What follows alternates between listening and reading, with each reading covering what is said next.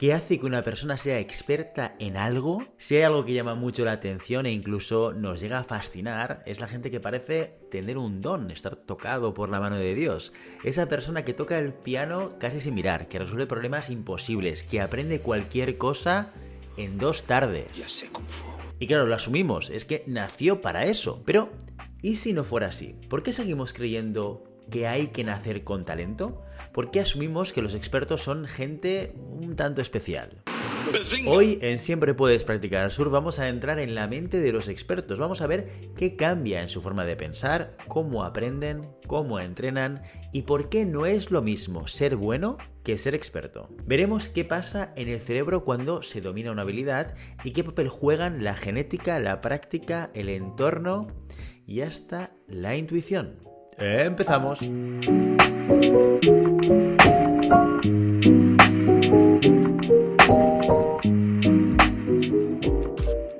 Siempre Puedes Practicar Surf es el videopodcast de Global Human Consultants, presentado por Guillermo Cornet.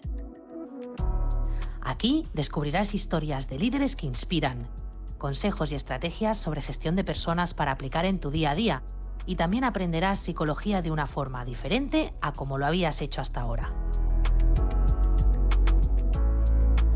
Ya sabes, no puedes detener las olas, pero siempre puedes practicar surf.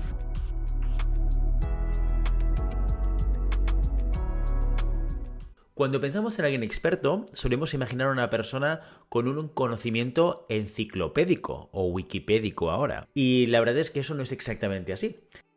Pero vayamos por partes. ¿Qué es una persona experta en algo? Para entenderlo vamos a utilizar el modelo de 5 etapas que propusieron los hermanos Dreyfus en la década de los 80 para ver qué diferencia a un experto de alguien que no lo es. En la primera etapa que proponen los hermanos Dreyfus está el novato. Imagina a alguien que nunca ha cocinado, que tiene una receta delante y la sigue al pie de la letra. Si pone 100 gramos de cebolla, los pesa exactamente. Si dice freír 3 minutos, pues pone el cronómetro. No entiende por qué hace lo que hace, solo sigue las instrucciones. Si se le quema la cebolla porque la sartén estaba muy caliente, pues oye, tragedia, pues no sabe qué hacer. Luego viene el principiante avanzado, esa persona que ya ha cocinado unas cuantas veces y empieza a reconocer cosas como, cuando huele así es que se está dorando demasiado. O esto se parece a lo que hice con los espaguetis. Aún necesita la receta, pero empieza a conectar los puntos de lo que hace con lo que pasa en la sartén. Después la persona se vuelve competente. Ahora puede combinar recetas, ajustar cantidades, improvisar un poquito. Sabe qué hacer si algo no sale como esperaba y empieza a tomar decisiones propias. Pero todavía tiene que pensar, ¿qué va primero? ¿Cuánto lo dejo? ¿Cuándo echo la sal? La siguiente etapa es la del proficiente. Aquí ya no se necesita pensar tanto. Sabe que si el tomate está muy ácido, hay que equilibrarlo. Que si va a hornear pescado, el horno pues debe estar caliente. Y empieza a confiar en su olfato, su oído, su instinto, para finalmente llegar a la última etapa y convertirse en experto. Un experto es quien abre la nevera, ve 4 ingredientes sueltos y crea algo delicioso sin pensarlo mucho. Sabe lo que necesita su plato solo de un vistazo. En el nivel experto, el conocimiento está tan integrado que la acción fluye. No se actúa por reglas conscientes, sino por reconocimiento inmediato de la situación. Es decir, un experto no acumula información, la organiza de forma diferente en esquemas mentales que les permite entender, predecir y actuar con eficacia en su dominio. Para demostrar esto, en 1981, Micheline Chi, Paul Feltovich y Robert Glaser hicieron un experimento clásico para ver cómo procesaban la información los grandes pensadores. Lo que hicieron fue lo siguiente. Seleccionaron a un grupo de estudiantes universitarios que acababan de terminar su primer semestre de física, a los que llamaron los novatos, y los compararon con estudiantes de doctorado en física avanzada, los que llamaron los expertos. A los dos grupos les dieron un conjunto de problemas típicos de mecánica y les pidieron que los agruparan según cómo lo resolverían. De hecho, no tenían que resolverlos, solo clasificarlos según el método que usarían y luego explicar por qué lo habían agrupado así. El resultado, pues, bien, los novatos agruparon los problemas por lo que veían. Si el problema hablaba de una polea, lo ponían con otros problemas de poleas. Si había fricción, lo agrupaban con los de fricción. Es decir, que catalogaban toda la información basados en los objetos del enunciado o en palabras literales del texto. A eso es a lo que llamamos conocimiento declarativo. Los expertos, en cambio, ignoraban todo eso y agrupaban los problemas según el principio físico que necesitaban para resolverlo. Estos usan la segunda ley de Newton. Estos requieren conservación de la energía. Estos otros aplican momento angular. Y esto es clave, porque lo que muestra es que el conocimiento de los expertos está organizado en torno a los principios abstractos y no a los detalles visibles. Vamos, que los estudiantes con mayor experiencia vean la estructura profunda del problema, permitiéndoles anticipar con rapidez el enfoque correcto. Esto es lo que se conoce como conocimiento procedimental y es una de las bases del expertise. Además, también observaron el uso de reglas de producción que son del tipo de si pasa esto, entonces haz esto otro. Volviendo a los ejemplos culinarios, una regla de producción podría ser si un filete empieza a soltar un poquito de líquido, entonces hay que bajar el fuego o la carne se cocerá en vez de freírse.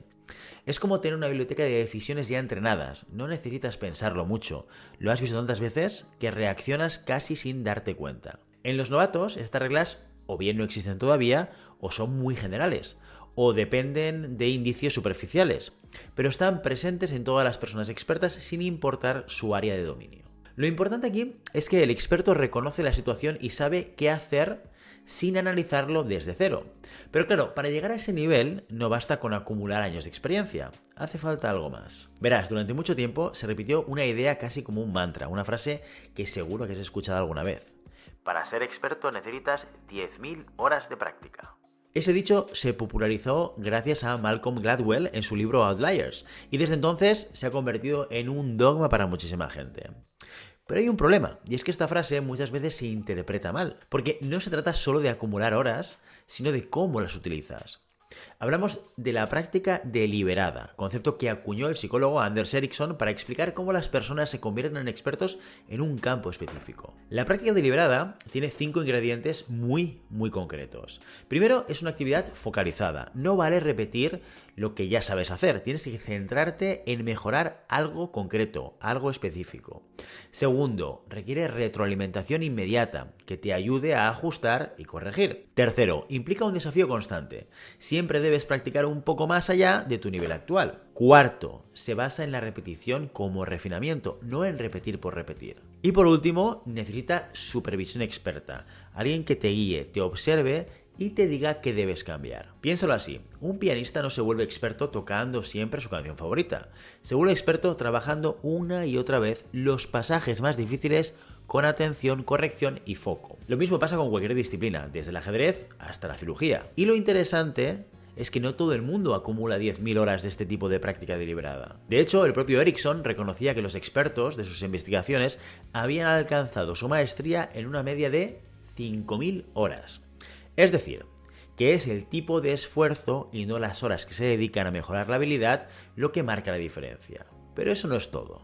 Además de hablar de práctica deliberada, Ericsson también subrayó que el compromiso prolongado con este tipo de práctica requiere una motivación muy específica. Nuestra vieja conocida aquí en Siempre Puedes Practicar Surf, la motivación intrínseca. Es decir, no basta con echarle horas y tener una buena metodología, hay que querer mejorar constantemente, incluso cuando no es agradable. Esto conecta con la idea de que ser experto no es cómodo, implica aburrimiento, frustración, repetición, fracaso, y solo quienes tienen una motivación profunda, curiosidad, pasión y deseo de dominio, logran mantener ese esfuerzo. Not quite my tempo.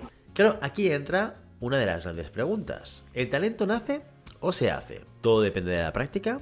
¿O también influye lo que traemos de fábrica? Este debate, ya lo sabes, lleva décadas encima de la mesa, lo que se conoce por nature versus nurture, naturaleza versus crianza. Y como suele pasar en ciencia, la respuesta no es blanco-negro. Pero la respuesta corta, si me lo permites, es que la genética sí influye. Hay componentes biológicos que pueden marcar diferencias individuales en el aprendizaje y en el rendimiento. La velocidad de procesamiento mental, la memoria de trabajo, la capacidad de atención sostenida. Todo eso tiene una base heredable y puede facilitar o dificultar el desarrollo de ciertas habilidades cognitivas. Pero ojo cuando decimos que algo es heredable, porque no significa que esté fijado o predeterminado. Significa que dentro de una población, una parte de la variabilidad entre personas se puede explicar por diferencias genéticas. Por ejemplo, estudios de genética cuantitativa han estimado que la inteligencia general, el famoso factor G, tiene una heredabilidad de un entorno al 50%.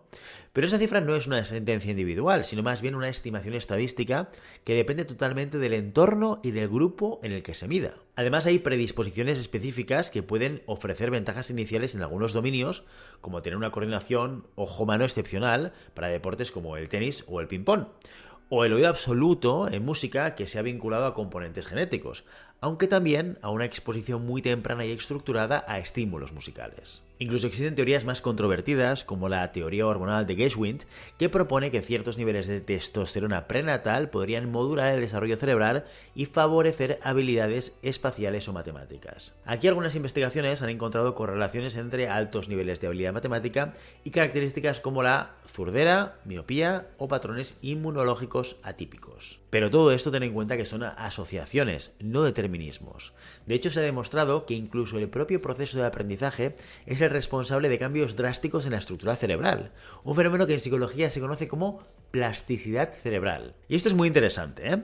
En un estudio, fíjate, muy famoso, dirigido por Eleanor Maguire, se analizó el cerebro de los taxistas de Londres y se descubrió que su hipocampo posterior, una región del cerebro relacionada con la memoria espacial, estaba más desarrollada que en la población general. Lo fascinante es que no nacieron con esa zona más desarrollada. Fue el resultado de pasar años memorizando el trazado de la ciudad. El entrenamiento intenso había transformado su cerebro físicamente. Y eso es la plasticidad. El cerebro se adapta y cambia según lo que entrenas. Así que, sí, la genética puede facilitar ciertos aprendizajes, pero no determina quién será experto. Lo determina lo que haces cuando nadie mira. Lo que eliges repetir incluso cuando ya te aburre. Lo que decides pulir, no porque te lo pidan, sino porque tú lo ves. Eso que haces cuando podrías parar y decides seguir. Porque ser experto no es solo cuestión de tener talento, sino de no dejar de entrenarlo.